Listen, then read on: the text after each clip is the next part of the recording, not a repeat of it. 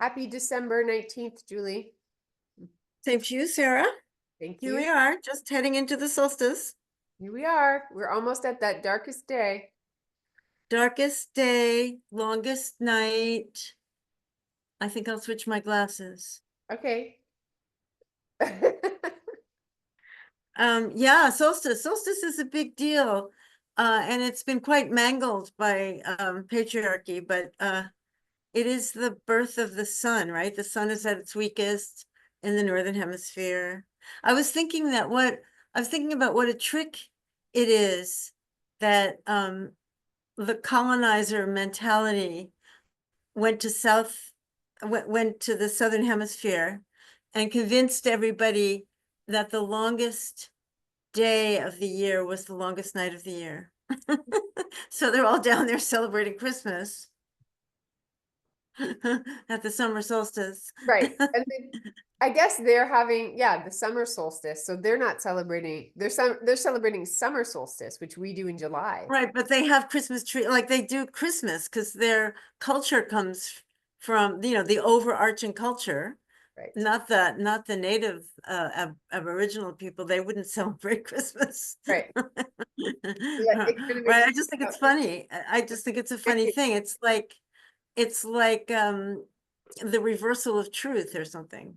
Yeah, and how disconnected from the actual meaning Yeah, celebration is, exactly. right? The Right. meaning, the essence of it. So the meaning of solstice is that we are heading towards darkness, and we don't actually really respect the dark very much, do we, in this culture? So it's just terrifying.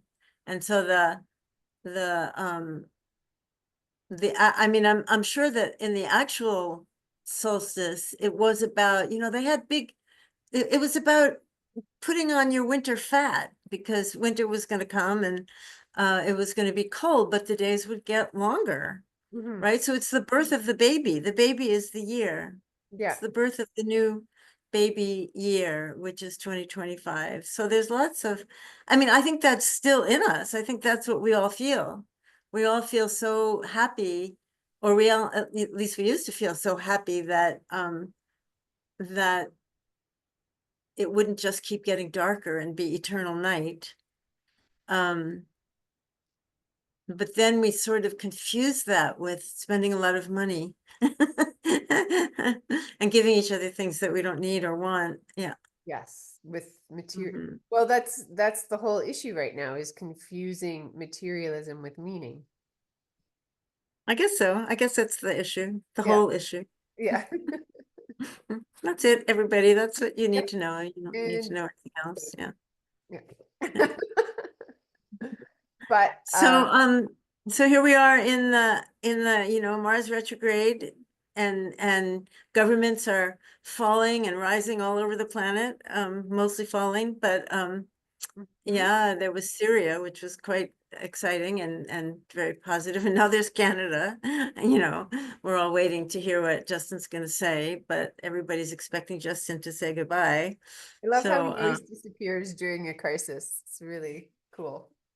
you love how he is during a crisis? How he disappears during a crisis. Yes. Yeah. Yes.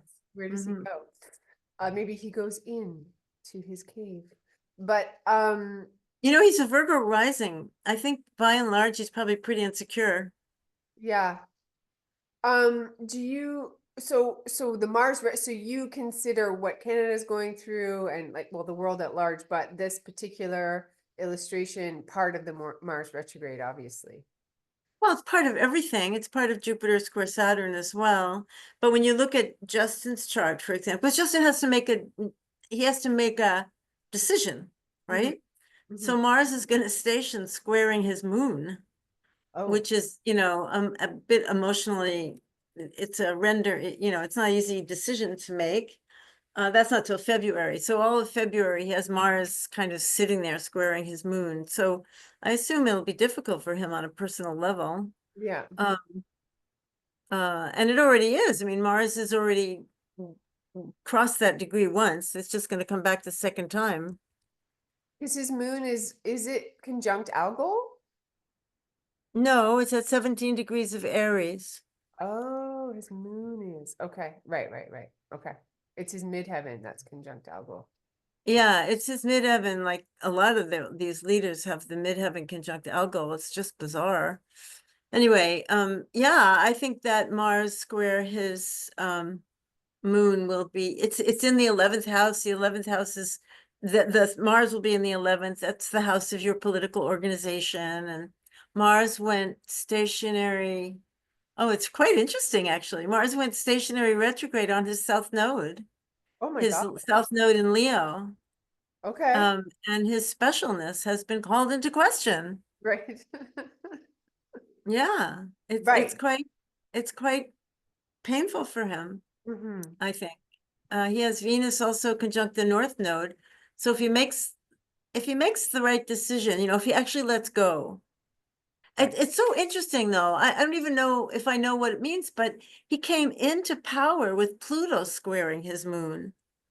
And I thought, wow, that's pretty amazing. Like Pluto is power.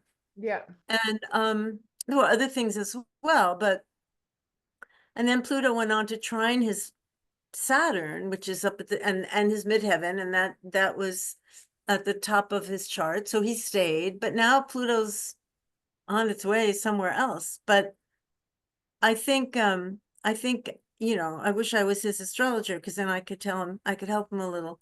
But he right now, Saturn is just moving away from squaring his Mercury where it's been for a couple of months. Like this it's hard. It's a hard aspect, like having to make a decision you don't want to have to make. Right. And so so Saturn being, I think, 13 degrees Pisces right now, Yeah, and his Mercury's at 12. in his So it Mercury. made a station at 12. Right. Okay. So is he oh right, because Are his you Mercury there? is Sag. Oh, can you hear me?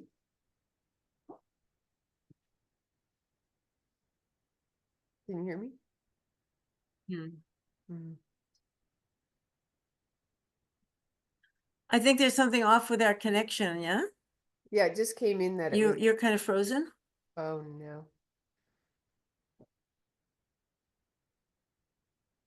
Okay. Can you hear me yet? I can hear you now, yeah. There we go. Um, yeah, it just said that my connection was unstable, so hopefully we can. Yeah, so Saturn made a station squaring his Mercury, and it's just moving away now. But it's like he's been going through some hard, he's been thinking hard thoughts. Yeah, And the Mars retrograde on his south node was basically showing him the past, right. right? And then Pluto's going to come and conjunct his north node eventually, but not just yet. But it will. If power is the thing he wants, I guess he'll figure out another way to be in the game. But um, I think Mars square his moon for a whole month at least is pretty um emotionally difficult. Yeah. Yeah. Hmm. And as And an, then there's Neptune on his Mars. I mean, yeah, he's got some difficult things going on. I just realized he and I have a lot of the same planetary pictures because he was born a week after me. Yeah, you're very close. I was thinking that also as I was telling you that, but you don't have the moon in Aries and you're not a Virgo rising and your Venus is not in Aquarius. There are differences, but yeah, you Which do have some similarities. but yeah, his Mercury's in Sagittarius, and so the Saturn square from Pisces is affecting him. And I guess Yeah. on the 24th of December, we're all going to experience Jupiter and Saturn square each other again. Yeah, I think we're feeling it. I think everybody's anxious. I mean, either you're somebody who doesn't have to worry at all about what you spend on Christmas, or you're somebody who's gonna scratch together a meal, Yeah. and it's not going to be turkey because you can't afford it. And the extremes are intense, Hmm. um, and almost unreal, right? If you're whatever world you're in, you're kind of uh encapsulated there, right? Unless you're doing the work of feeding the homeless or whatever, you're not really experiencing, you hear it, you know it's there, but you're not really, yeah, there's a kind of Jupiter and Saturn, I think, are extreme. Because I've been reading Saturn in Pisces as the burden of suffering that we're all feeling, but we can't really do enough about. Mm-hmm. That's very Um, true, yeah. right? And it's just been so intense, right? In terms of how do I take responsibility for my own life as well as the lives of people who are in such great, you know, situations of suffering. It's impossible. It's actually impossible to work out, even if you're on the front lines of it, you know? Mm-hmm. So, but this is that period um of a few years where the outer planets are at 29 degrees and they're all gonna morph into 0 degrees, and there is going to be a shift, and we're starting to feel it. I think Syria was big. I even think that what's happening in Canada, it had to happen. Mm-hmm. You know, it can't, it's a real stalemate what's going on here politically.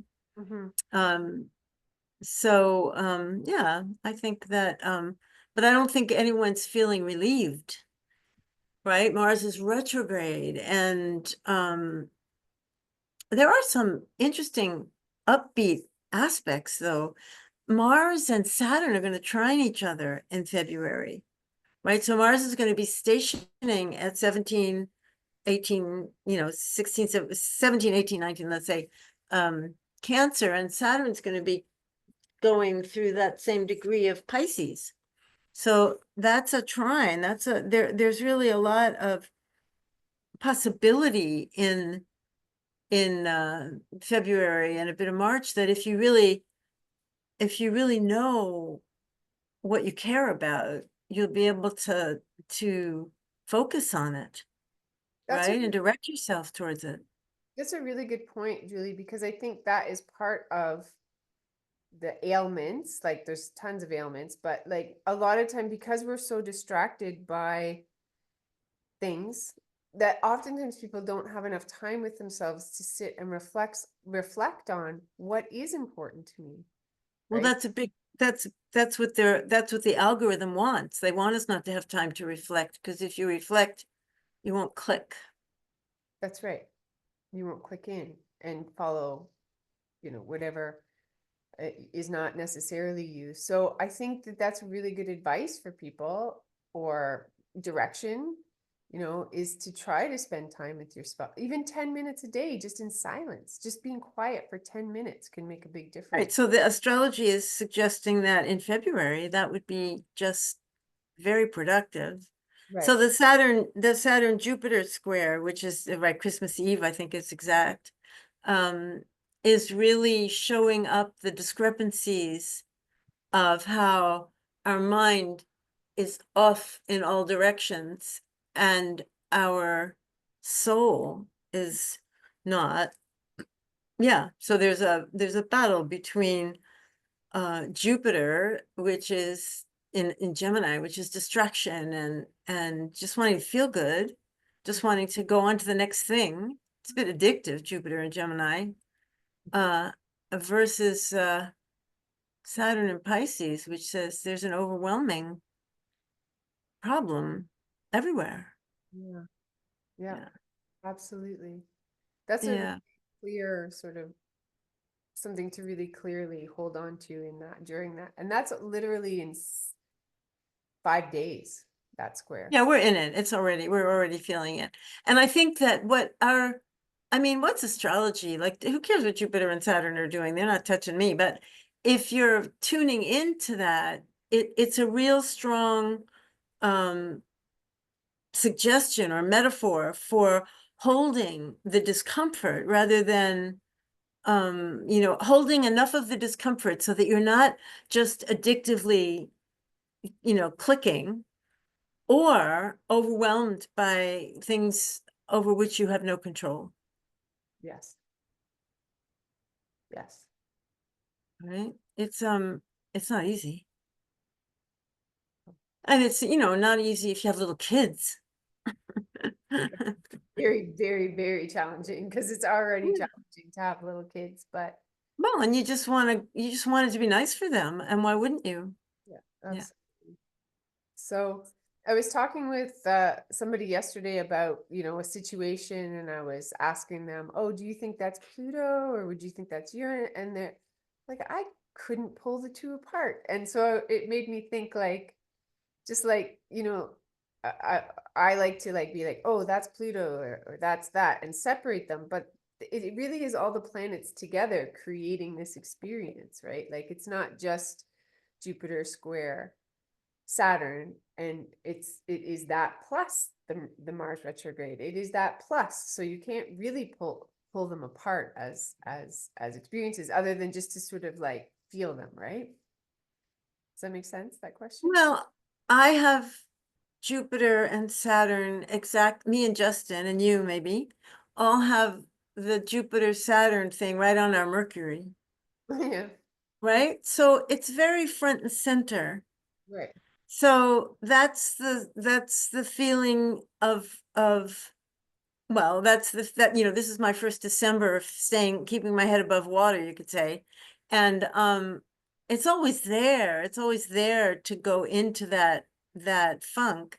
And so Saturn square Mercury is the effort you have to make. So I'm aware of that effort, and I'm aware that I can use Jupiter just enough to help me navigate it. I'll give you an example, and this is a funny example. So when Mercury was retrograde, I started a knitting project, Okay. and I thought I should wait till Mercury goes direct, but I thought, no, I'm going to I have to do this. I've been carrying this pattern around since 2018. I've been carrying this pattern around. I thought I'm going to just do it.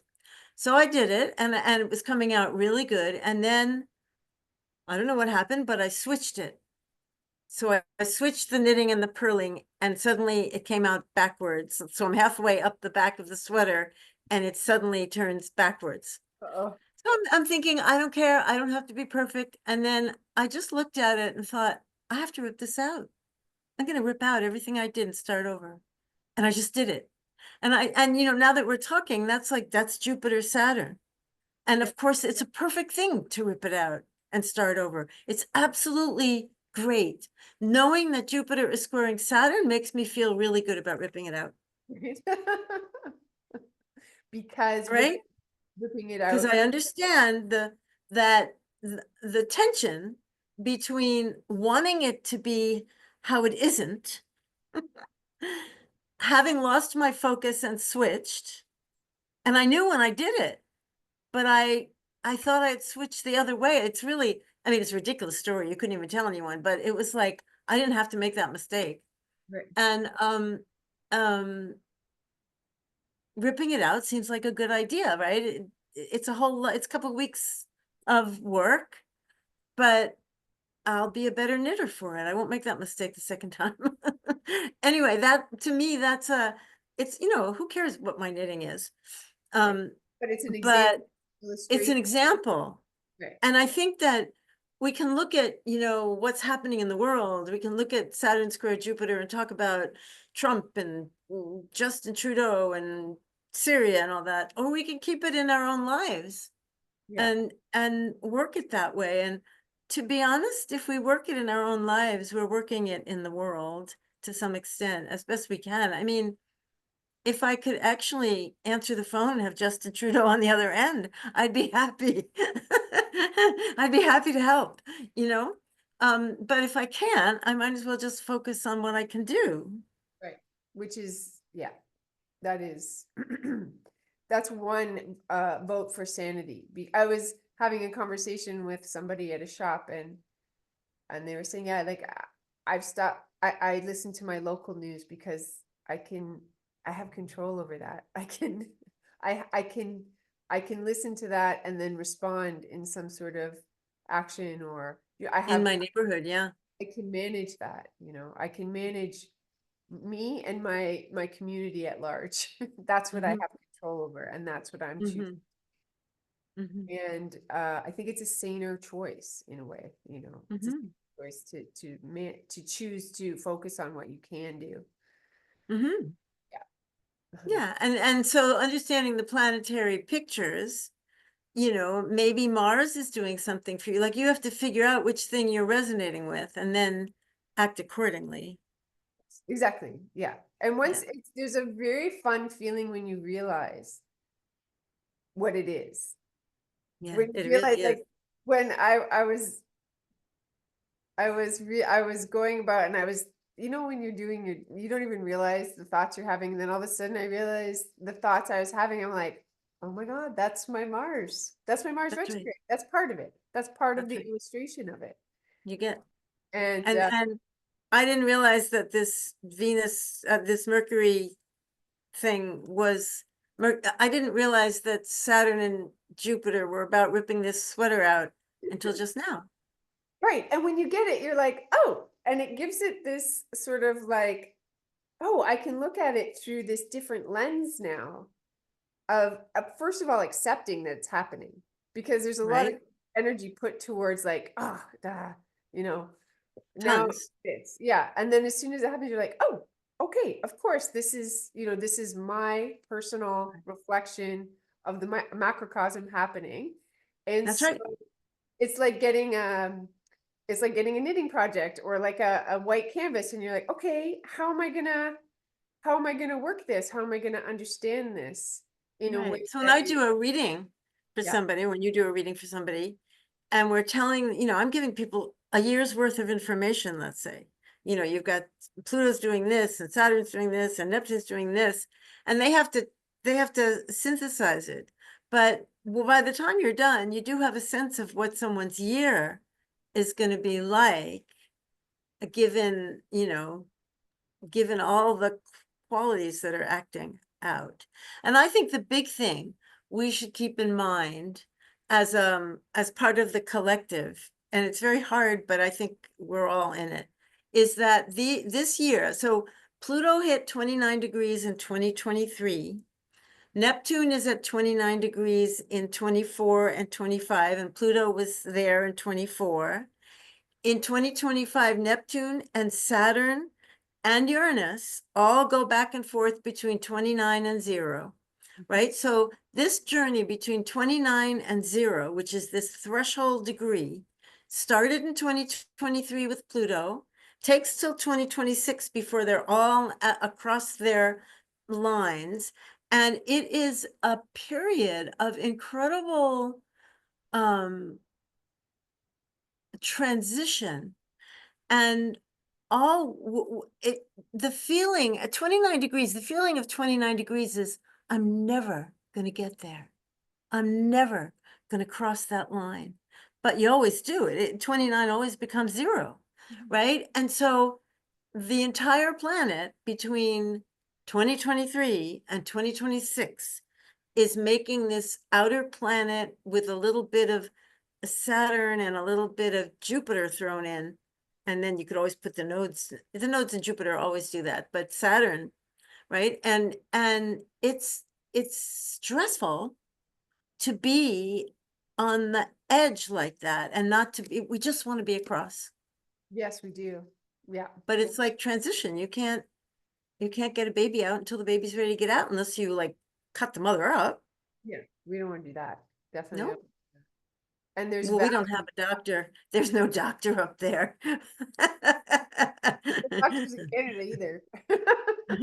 If this But baby doesn't come out naturally, where, that, yeah, that's another story. that's but there's a value in Oh, yeah. in the in the story of the birthing, right? We don't want to Mhm. rush it necessarily. Of course we do, but we also don't want to, because there's We don't know what's on the other side of this threshold. We have no idea, really. well, clearly it's aliens, right? Maybe. I don't know. Whatever your favorite dystopian fantasy is probably lurking in your mind, but Right. I don't know. So, I mean, no matter what's happening, Mars retrograde, all that stuff.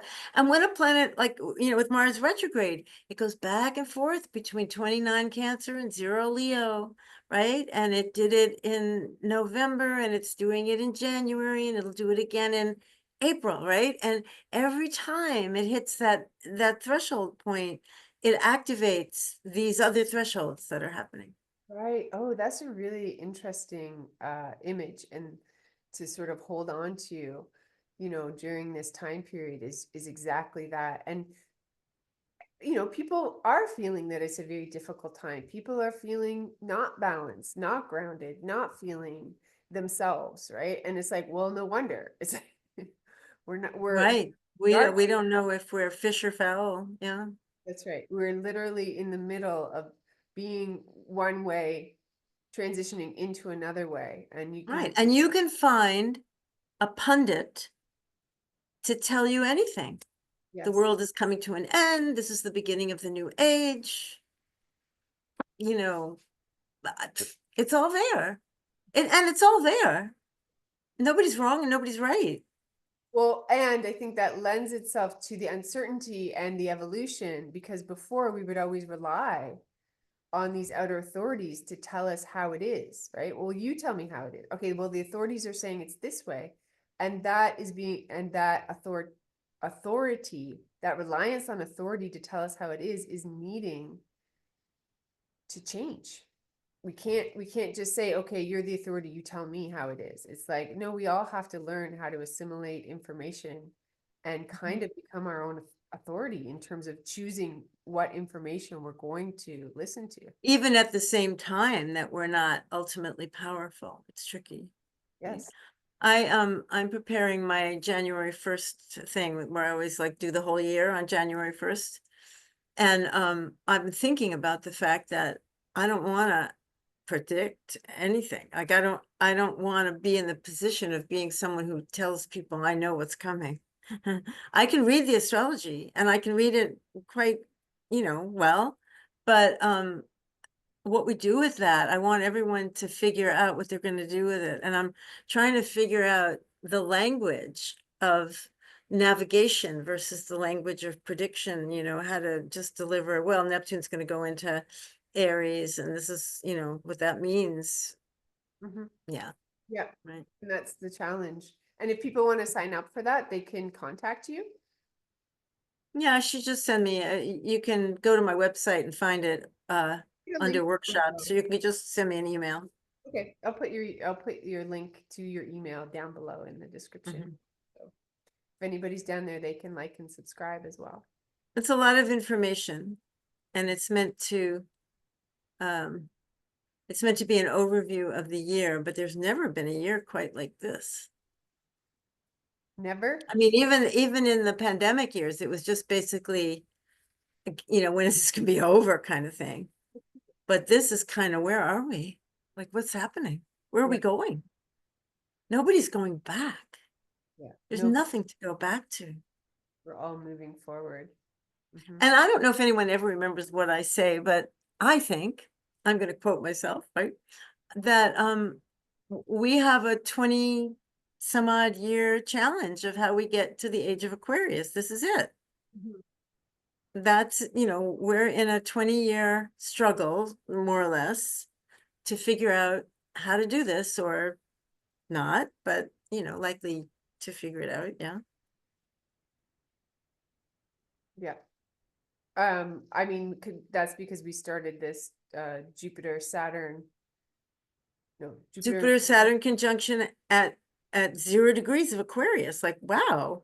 Yeah. And then Pluto coming into 0 degrees of Aquarius. Yeah. Yeah, okay. Signposts everywhere. Everybody always says, "Oh, we're already in the." Well, everybody's saying, "Oh, we're in the age of Aquarius because Pluto moved into Aquarius." So everybody's a little confused about that, but we're We are not. in there. We're in the. Pluto does not take out the firecrackers unless it's going to blow some up. No, it's not. I mean, Pluto in Aquarius is AI. Yeah. Pluto in Aquarius is the thing I heard on the radio this morning, where they interviewed a scientist who said they have to stop the research on this thing called mirror microbes or something because it would destroy the planet. And she said, it's the coolest thing you could study. And it has the potential, we have no way to control that it could just destroy the planet. And so we have to stop, Oh, right? And that's right. Pluto in Aquarius. Yeah. So, so scientists have to develop a sense of morality and ethics. Is that the goal? They have to, it's not that I think science are not moral or ethical. Certainly individual scientists mostly are. I Yeah. think it's that they don't have safety checks. It's like human curiosity is self-destructive if you don't put checks on it. I was reading the book Nexus by Harari about AI. It's really interesting, although it's very dense, it's very long, but it's very, if you can pick through it, it's good. And he was saying it's a kind of a struggle between, I don't know, curiosity and the desire for order.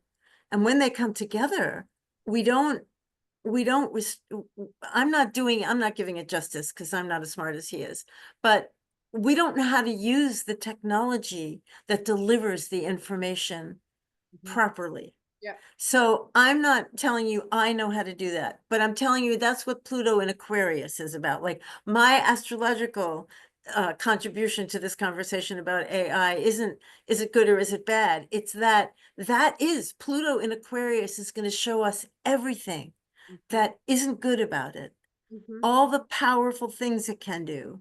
And then it's up to us. It's up to us.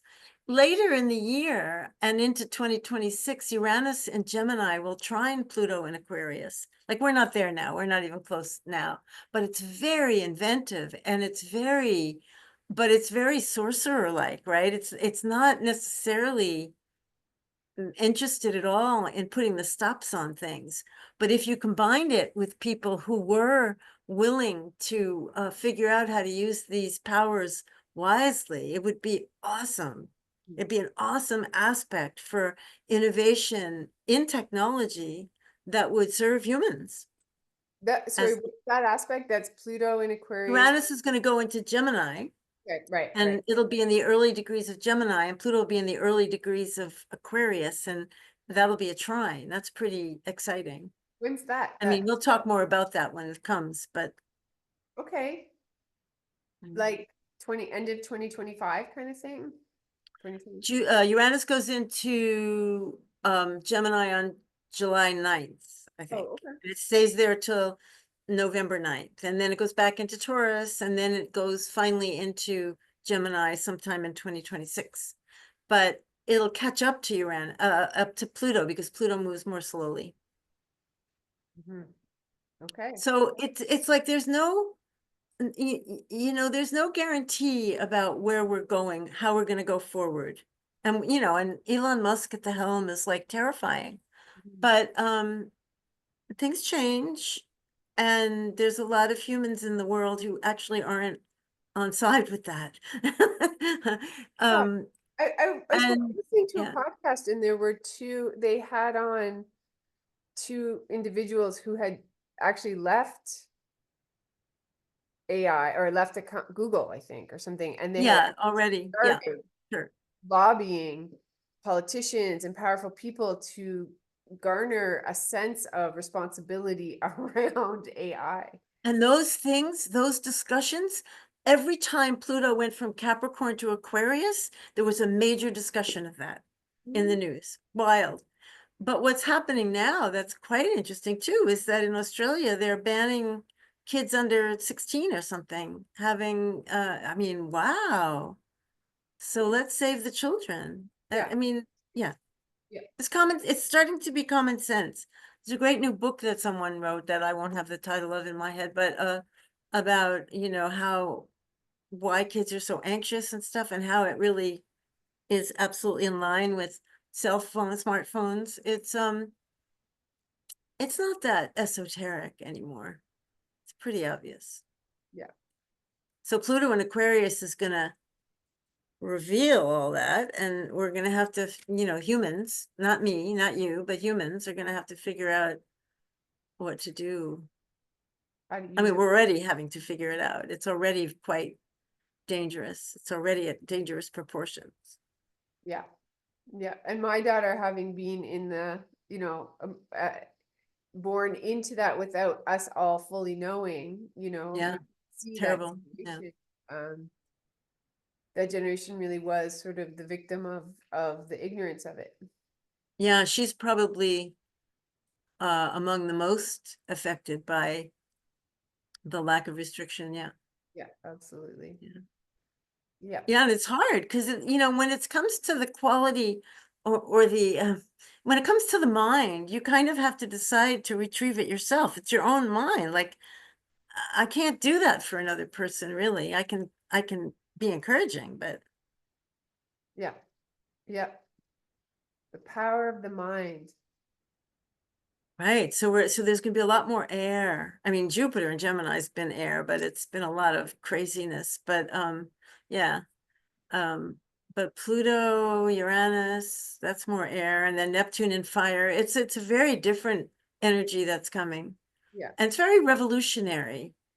I mean, it could be bloody revolutionary, it could be heads rolling, but it could also be revolutionary in a more um in a better way than that. I hate to sound too optimistic. But what can I say? Honestly, it's not all bad transits. It's so up to us what we do with them. um, are we revisiting any part because Pluto is having a return or had a return to its place from 1776 during the In American the Revolution? US, yeah. And didn't it happen? Haven't they come apart at the seams? Yeah. Yeah, and so I'm wondering, is there any sort of like anything we can glean from, I mean, the revolution, like there was the French Revolution, the American Revolution. Are we Yeah. still in those types of energies? Oh, yeah, for sure. Pluto in Aquarius was very much part of the American Revolution and all that, and I think the French Revolution even more. And Neptune in Aries was the Civil War in the United States. Okay, yeah. So if we Um, can return to, uh, but before everybody gets crazy about that, humans are always at war. that's Like true. there's always a war you can quote. So yes, yes, the Civil War, yes, the Revolution, all that stuff. But the truth is, we're a very warlike species. So maybe maybe that's not the only framework. Right. What I found interesting in that book I mentioned was that he said, every time there's a technological breakthrough, like the printing press happened, and then there were witch burnings, Oh, interesting. right?